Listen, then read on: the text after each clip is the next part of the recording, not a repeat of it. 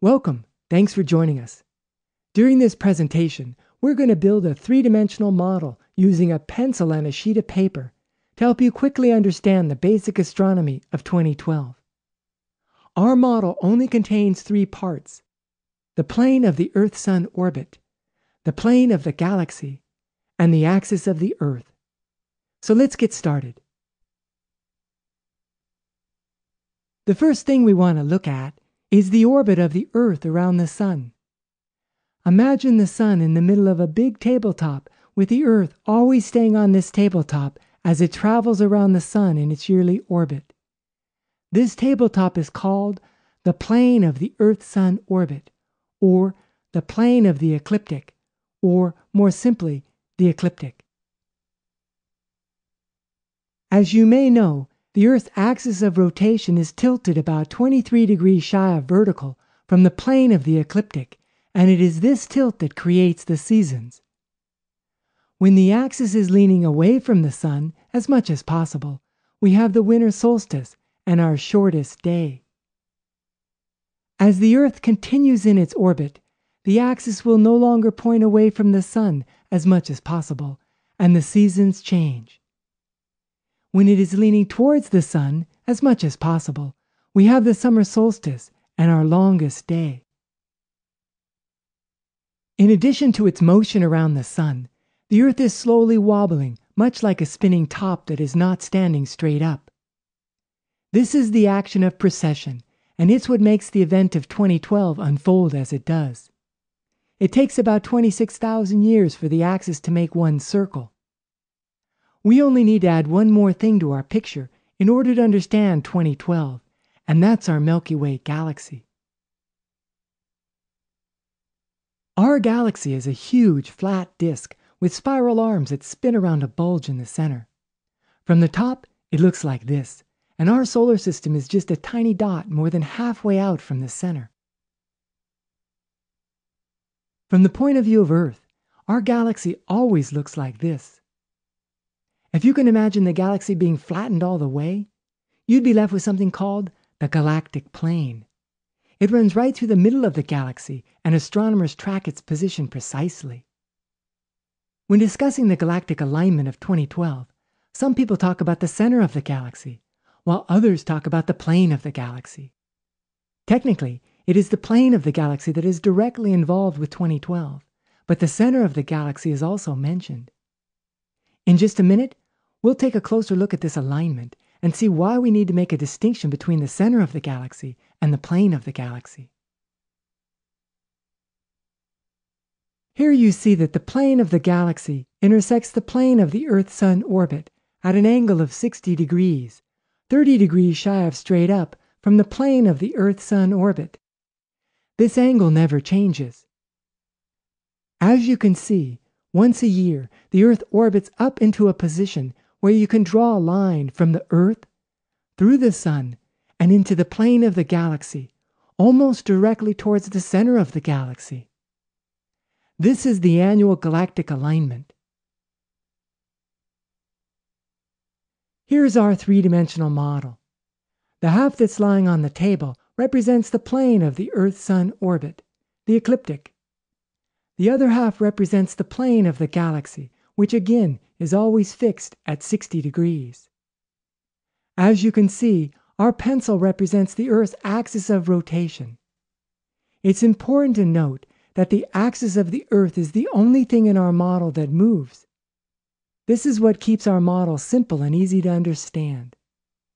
The crease in the paper is the intersection of the two planes and always points towards the center of the galaxy.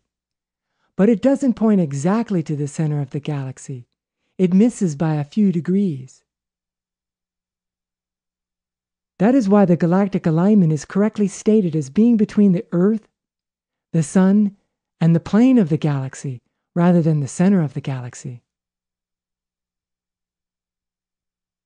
Now, let's make the top of the pencil go around in a circle while maintaining the 23-degree tilt. Again, imagine that one time around takes 26,000 years. This period of time has several names, and one of them is the Great Year. Here's what it looks like from the front. In just a few seconds, we'll see a diagram of this important view. Since the Earth's axis is tilted 23 degrees shy of straight up, and since the galactic plane is 30 degrees shy of straight up, there is a time during the precessionary cycle when the axis of the Earth is almost directly aligned with the plane of the galaxy. It only misses by 7 degrees. This is when the pencil is closest to the folded half of the paper. Here's what it looks like from above. In just a few seconds, we'll see a diagram of this important view. When we look down on our model from above, we see the top view of the Circle of Precession and the 4 parts of the Great Year. The vertical line is our crease in the paper. It's where the plane of the galaxy meets the plane of the Earth-Sun orbit. Again, this crease points almost directly towards the center of the galaxy. Basically, we see that twice during the cycle, the axis is directly over the crease, and twice the axis is exactly perpendicular to the crease. This naturally and equally divides the Great Year into 4 periods of 6,500 years. It is important to note that without the galactic plane, which makes the crease, each and every point on the entire circle of precession would look basically the same. There would be no naturally occurring points of distinction. But when we add the galactic plane to our model, we see that this gives rise to the 4 naturally occurring points that we are talking about. Let's take a closer look at the axis while it is directly over the crease. As the axis is slowly moving through this position, the winter solstice will occur, and this means that the axis is also pointing away from the sun as much as possible, since this is what makes the winter solstice. This means that on this day, the sun is also on the crease, and that you can draw a line from the Earth along the crease to the sun, and then further out to the plane of the galaxy. So now we see that the event of the axis being over the crease is signified by the simultaneous occurrence of the winter solstice and the alignment of the Earth, the sun, and the plane of the galaxy. Both of these events are very well known to astronomers, since they each happen once a year, but they happen together only once every 26,000 years.